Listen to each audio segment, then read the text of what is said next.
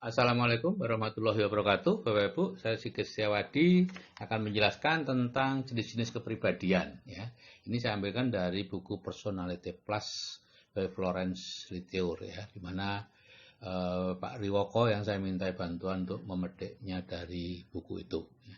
Jadi di sini kita perlu memahami orang lain dengan cara memahami diri Anda sendiri.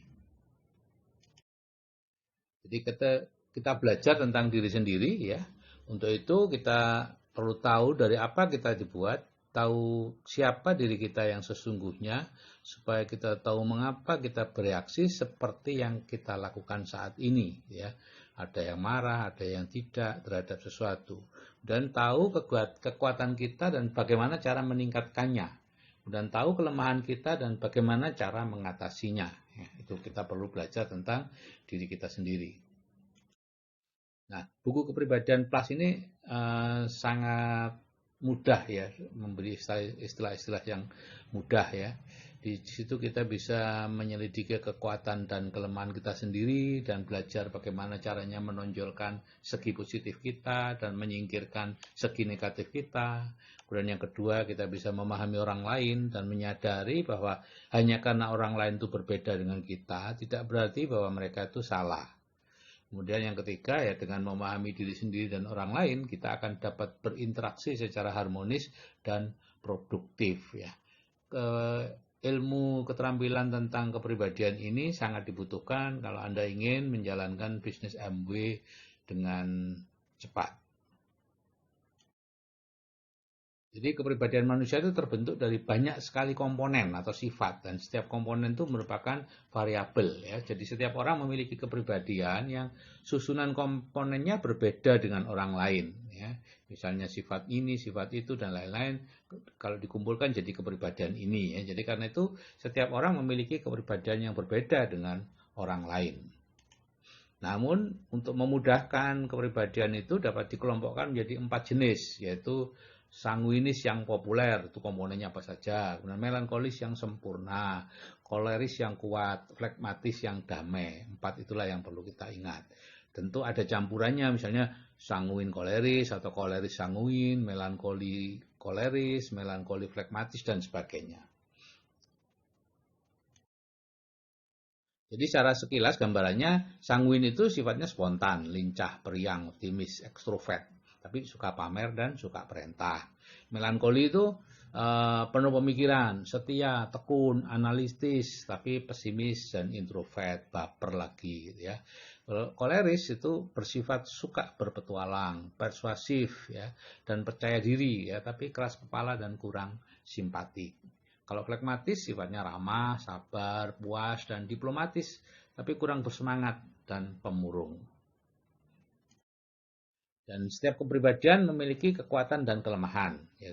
Dan semua jenis kepribadian perlu ada dalam sebuah komunitas atau sosial atau organisasi. Dan kepribadian itu tidak ada yang baik atau yang buruk, ya, karena itu totalitas dari sifat-sifat. Nah, sifat-sifat atau komponen-komponennya itulah yang bisa baik, bisa lemah, bisa baik, bisa jelek, ya, itu komponennya. Kalau totalnya tidak ada yang baik, tidak ada yang buruk, karena semua dibutuhkan. Jadi silakan mengetes sendiri apa kepribadian dari masing-masing, ya. Misalnya ini kekuatan sanguinis populer ini, ya, ekstrovert, periang, optimis, ya. Jadi emosinya biasanya kepribadiannya menarik, suka bicara, suka menghidupkan pesta, humornya hebat, ingatannya sangat kuat untuk warna, ya, sangat memukau pendengarnya, emosional, demonstratif, ya, antusias, ekspresif, sangat periang dan penuh semangat. Dan penuh rasa ingin tahu, di panggung bagus sekali, lugu dan polos, ya, hidup di masa sekarang, mudah dirubah, berhati tulus dan selalu kekanak-kanakan, ya. Itu adalah kekuatan dari sanguinis populer. Jadi kalau di pekerjaan, para sanguinis populer ini biasanya sukarelawan untuk tugas-tugas yang tertentu, senang dia, ya, selalu memikirkan kegiatan-kegiatan baru, mudah tampak hebat di permukaan, sehingga dia sering dipilih menjadi ketua organisasi ini, ketua organisasi itu, dan sebagainya. Kreatif dan inovatif, ya, punya energi dan antusiasme, bisa memulai sesuatu dengan cara yang cemerlang, ya, bicara pembukaannya bagus dan lain-lain, dan bisa mengilhami orang lain untuk ikut dan mempesona orang lain untuk bekerja. Dan dalam bidang pertemanan ya sangat mudah untuk berteman, dia mencintai orang, suka dipuji, tampak menyenangkan, dan karena menyenangkan dia dicemburi oleh orang lain gitu ya, mudah, dan bukan pendendam dia ya, dia cepat untuk minta maaf kalau terjadi kesalahan dan mencegah saat-saat membosankan dalam sebuah diskusi gitu ya. Dan orang sanguin sangat suka dengan kegiatan spontan gitu ya, sehingga macam-macam ya. Dan sanguin populer sebagai orang tua juga membuat rumah menyenangkan ya, disukai teman anak-anak. Dia sanggup mengubah sebuah bencana itu menjadi humor, misalnya apa jatuh dan lain-lain dijadikan humor. Dan merupakan pemimpin di sirkus, seperti memimpin di sirkus sangat harmonis. Kelemahannya tentu ada ya. Jadi ide-idenya cemerlang, tapi biasanya tidak ada kelanjutannya. Ya, jadi dianjurkan untuk melaksanakan pekerjaannya sampai tuntas. Dan mereka biasanya orang merasa tidak bersalah sebagai orang yang tanpa kesalahan. Ya. Jadi sering-seringnya berintrospeksi ya. Dan bicaranya terlalu banyak, jadi ya bicara separuhnya saja. Kemudian lihat orang lain, kalau sudah merasa bosan mendengar pembicaranya ya dihentikan. Kemudian komentar-komentarnya diringkas dan berhenti membesar-besarkan persoalan. Ya. Dan orang sanguin biasanya mementingkan diri sendiri ya, selfish ya. Kemudian perasalah terhadap kepentingan orang lain, belajarlah mendengarkan orang lain untuk berbicara. Dan orang sanguin memiliki ingatan yang belum dikembangkan, khususnya nama orang dan nama-nama. Jadi perlu menuliskan segala-galanya supaya ingat. Dan jangan melupakan anak-anaknya. Kenapa? Orang sanguin suka lupa nama anak-anaknya gitu ya. Nah, sebagai teman ya tidak tetap pikirannya dan pelupa ya, sehingga sering membuat teman tersinggung karena lupa namanya. Jadi bacalah buku tentang faktor persahabatan, mendahulukan kepentingan orang lain ya. Orang sanguin suka menyela dan menjawab untuk orang lain ya, sehingga kita harus selalu berpikir bahwa Anda tidak harus mengisi semua kekosongan. Biarlah kadang-kadang kosong, tidak ada yang bicara, ya diam aja, Anda tidak apa-apa. Dunia tidak akan kiamat. Dan dia tidak tertib dan tidak dewasa. Jadi ya satukan kehidupannya, gagasan, kepribadian, kreativitas, dan tekad untuk mewujudkannya disatukan pada waktu yang sama. Dan orang sanguin perlu belajar menghadapi kenyataan hidup yang keras dan penuh tanggung jawab. Jadi kurangi keinginan untuk terus bersenang-senang, tiduran, main game, dan lain-lain gitu ya. Nah, ini kekuatan kepribadian melankoli yang sempurna sekarang ya. Kekuatannya apa? Introvert, serius, idealis, pesimis, itu orang melankoli sempurna. Dalam emosinya dia mendalam, penuh pemikiran, ya, analitis ya, serius, tekun, jenius, punya bakat, kreatif, artistik atau musikal, filosofis, puitis, menghargai keindahan, perasa terhadap orang lain, suka berkorban, penuh kesadaran dan idealis ya, itu secara emosi. Ya. Sebagai orang tua dia menerapkan standar yang tinggi di rumah. Ya, ingin segalanya dilakukan dengan benar, menjaga rumah selalu rapi, merapikan barang anak-anak, mengorbankan keinginan sendiri untuk yang lain dan mendorong intelijensi dan bakat. Nah, untuk ibu-ibu yang punya kepribadian melankoli sempurna, hati-hati, Anda mudah sekali menjadi budaknya anak-anak. Karena setiap kali Anda menyuruh anak-anak merapikan sesuatu, serapi apapun anak Anda melakukan, bagi Anda masih kurang rapi. Sehingga Anda cenderung untuk kemudian merapikan lagi. Itu akan dipelajari oleh anak-anak Anda, sehingga ketika anak Anda suruh, ya sudah, dia hanya merapikan sekedarnya kemudian pergi. Karena toh nanti akan dirapikan lagi oleh ibu. Untuk apa saya susah payah? Dan itulah yang terjadi. Jadi untuk menghindari itu ya sudah, Anda tidak usah masuk kamar anak Anda terlalu sering, tutup aja pintunya gitu ya. Supaya Anda tidak melihat, biarlah anak Anda sendiri yang melihat.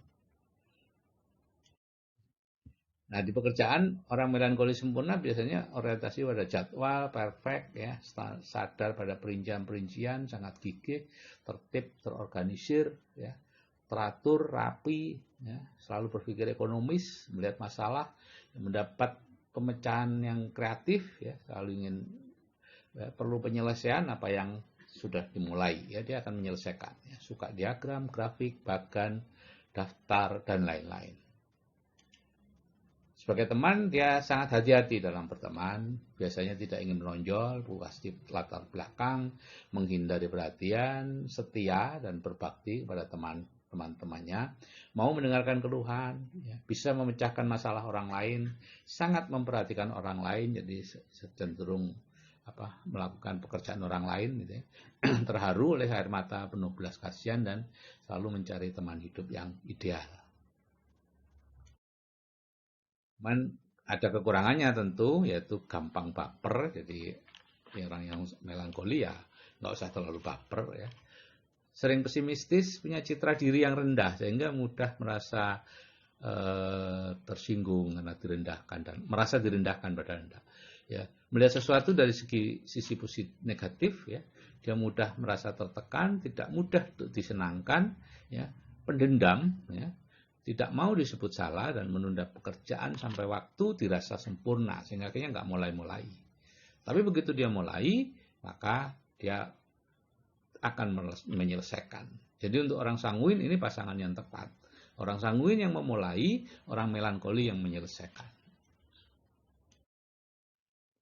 Sekarang koleris yang kuat, ya. Kekuatannya apa? Ya, koleris itu orangnya ekstrovert, dia pelaku, ya. Dia ingin melakukan segalanya dan sangat optimis.